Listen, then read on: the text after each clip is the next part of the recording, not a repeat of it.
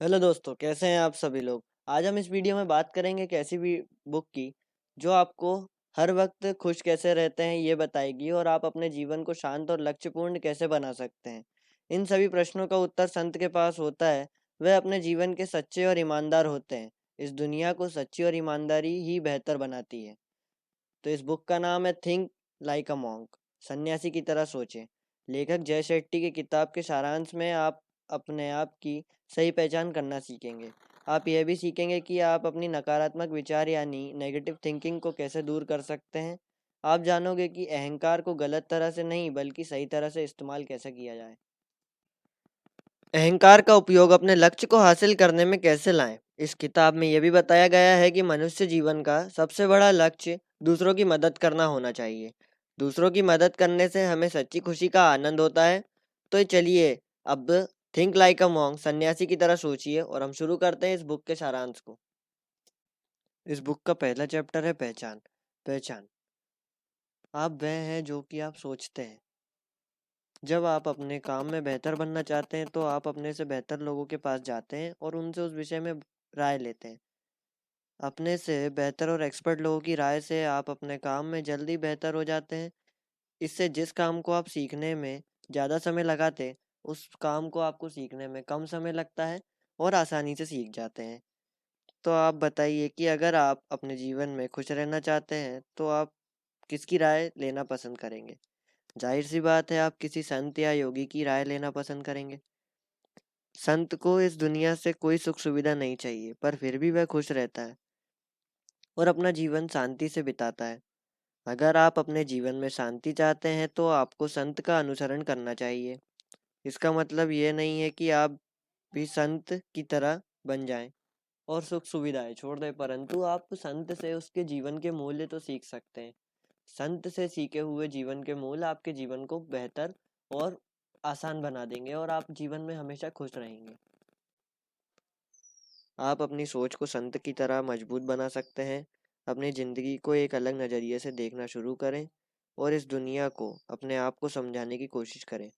आप यह जानने की कोशिश करें कि आप इस जीवन में क्यों आए हैं और आपका लक्ष्य क्या है। आपको अपने जीवन का कुछ उद्देश्य होना चाहिए।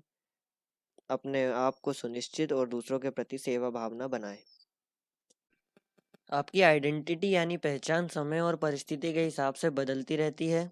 जब आप अपने परिवार के साथ होते हैं तो आपकी पहचान अलग होती है, और जब आप अपने दोस्तों के साथ होते हैं तो आपकी पहचान और व्यवहार दोनों ही अलग होते हैं। हमारी पहचान की कई परतें होती है।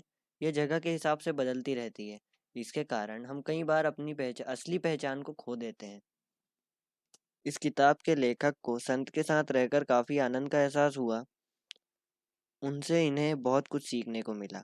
लेखक अपनी नौकरी से खुश नहीं थे। परिवार वाले चाहते थे कि लेखक एक अच्छी नौकरी करे और अपने जीवन वैसे ही बताएं। अगर आप भी ऐसी सोचते हैं तो इनमें से कोई बुरी बात नहीं है। अगर आप पहले यह समझना चाहते हैं कि आपकी खुशी किस चीज़ में है। अपने जीवन का सही मकसद खोजना और उसे करना ही जीवन को सही तरह से गुजारना है। दूसरे की बातों में ना आकर आप क्या करना चाहते हैं वह देखें। अपने जीवन मूल्य को पहचानने और निर्धारित करने की आप में जीवन को कैसे बिताना है, ये सारी शक्तियाँ होना चाहिए। एक सार्थक जीवन का निर्माण करने का एकमात्र तरीका बाहरी शोर को दूर करना और भीतर देखना है। जब हम आत्मलोचन हो जाते हैं तो हम खुद को याद दिलाते हैं कि हमारे पास सकारात्मक गुण भी है। अब मैं आपको एक कहानी बताऊंगा जो कि लेखक ने इस बुक में लिखी है और वो उनकी खुद की है। आश्रम में एक कक्षा के दौरान एक शिक्षक गौरांग दास ने मन के कैंसर, तुलना, शिकायत, आलोचना का विषय पढ़ाया।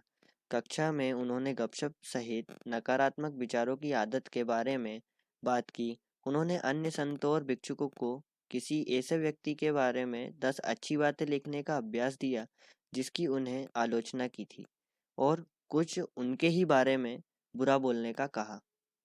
इस अभ्यास ने उन्हें गपशप की शक्ति और उसकी समस्याओं का एहसास कराया। हम लोगों की गलतियों पर ध्यान केंद्रित करते हैं पर उनकी ताकत और अच्छी बातों पर ध्यान नहीं देते। हम खुद की भी सिर्फ गलतियों पर ही ध्यान देते हैं पर हमें अपनी ताकत और अच्छाई पर भी ध्यान देना चाहिए। जब हम दूसरे की आलोचना करते हैं, तो हम अपने आप में बुराई को देखने लगते हैं, लेकिन जब हम दूसरों में अच्छाई तलाशते हैं, तो हम खुद में अच्छाई देखने लगते हैं। हम सभी हर दिन नकारात्मकता का सामना करते हैं। यही कारण है कि हम जिस तरह से इसे प्राप्त करते हैं, उसी तरह से नकारात्मकता को निकालते हैं। हम छोटी-छोटी खुशियों के बारे में बात करने के बजाय हर दिन के दर्द और चिंताओं की रिपोर्ट करते हैं। हम अपनी तुलना अन्य लोगों से करते हैं, सोशल मीडिया पर लोगों की आलोचना करते हैं, बहस करते हैं, धोखा देते हैं आदि। नकारात्मकता से छुटकारा पाने के लिए हमें हमेशा सकारात्मक टिप्पणी करना चाहिए। हम सभी की 3 प्रमुख भावात्मक ज़रूरतें होती हैं, जो शांति, प्रेम और समझ है।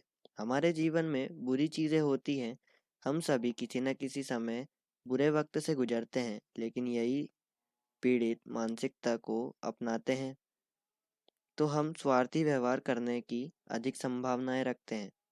दुनिया भर में हमारे पास इतनी शक्ति है, लेकिन डर और चिंता हमें हमारी वास्तविक क्षमता को अलग कर देती है।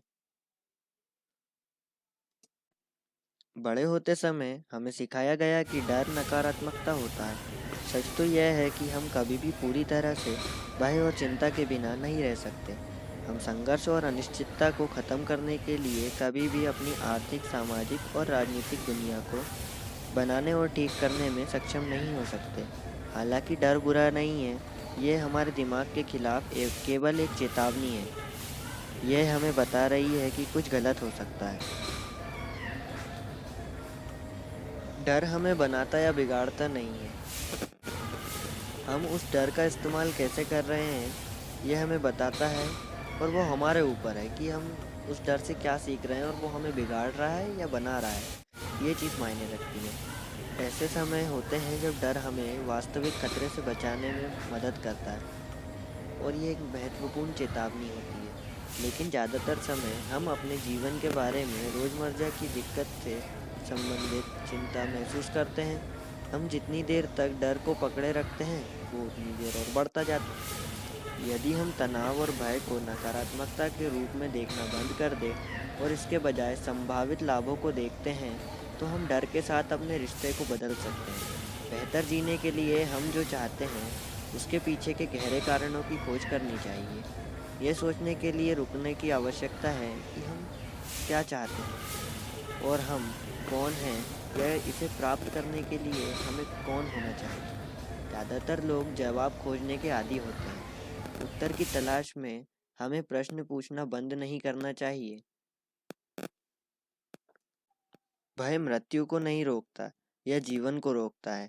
यह बात गौतम बुद्ध ने कही है। हिंदू दार्शनिक भक्ति विनोद ठाकुर 4 मूलभूत प्रेरणा का वर्णन करते हैं, जो हमारे लिए आवश्यक है। वो है पहला, डर। इसे बीमारी, गरीबी, नरक में के भय या मृत्यु के भय से प्रेरित होने के रूप में वर्णित किया गया है। दूसरा है इच्छा। यह सफलता, धन, आनंद के माध्यम में व्यक्तिगत संतुष्टि की तलाश है। कर्तव्य। यह कृतज्ञ जिम्मेदारी को और सही काम करने की इच्छा से प्रेरित है। चौथा, प्यार। यह दूसरों के देखभाल करने और उनकी मदद करने की इच्छा के कारण है। जब हम खुश होते हैं, तो हम जो करते हैं वो हमें मायने रखता है, इसलिए हम मायने रखते हैं। बुरी चीज़ होती है और जीवन कभी-कभी हमें नीचे खींच लेता है, लेकिन आगे बढ़ना हमेशा संभव है होता है। सच्ची खुशी को समझने का मतलब है कि हम कर्तव्य और प्रेम से प्रेरित होने के मूल्य को देखें। जब हम कर्तव्य और प्रेम का कार्य करते हैं, तो हम जानते हैं कि हम अपने जीवन और अपने समाज को मूल्य प्रदान कर रहे हैं। जब मन, हृदय और संकल्प के बीच समझाइश हो, तो कुछ भी असंभव नहीं है। यह हमारे ऋग्वेद में लिखा है। अपने भीतर की विभिन्न आवाज़ों के प्रति जागरूक होना से हमें अपने द्वारा लिए गए अच्छे और बुरे निर्णय के अंतर कर सकते हैं। और जब हम अपने दिमाग से कई आवाज़ों का सुलझाना शुरू करते हैं, तो संघर्ष का स्तर कम होने लगता है। मतलब कि जब हम कोई भी अपनी दिमाग की आवाज़ को सुलझाना शुरू करेंगे तो हमारा संघर्ष का जो स्तर होता है वो हमेशा कम होने लगता है। दूसरा चैप्टर है अपना दिमाग लगाएं और उद्देश्य खोजें। भगवत गीता के अनुसार 20 उच्च मूल है और 6 नीच मूल है। उच्च मूल में शामिल है दूसरों के बीच कृतज्ञ सेवा, स्वकीर्ति, गहन अध्ययन, तपस्या, अहिंसा, सच्चाई, करुणा, नम्रता और संयम। दूसरी ओर 6 निम्न नीच मूल हैं: लालच, वासना, क्रोध, अहंकार, भ्रम और ईर्ष्या। जीवन में बुरी खबर यह है कि हालांकि निम्न मूल कम संख्या में है, पर यह ज़्यादा शक्तिशाली होते हैं। इसलिए जब यह कार्यभार ग्रहण करते हैं, तो वह हमें जल्दी नीचे खींचते हैं। परंतु अच्छी खबर यह है कि नीचे खींचते जाने में की तुलना में हमेशा ऊपर खींचने की और भी ज़्यादा तरीके होते हैं। तो दोस्तों, आप सभी का बहुत ही धन्यवाद अपने कीमती समय को हमें देने के लिए। अपने जीवन में आगे बढ़ते रहिए और खुश रहिए, और हमारे चैनल ऑडियो बुक को सब्सक्राइब करना बिल्कुल ना भूलें और बेल आइकन को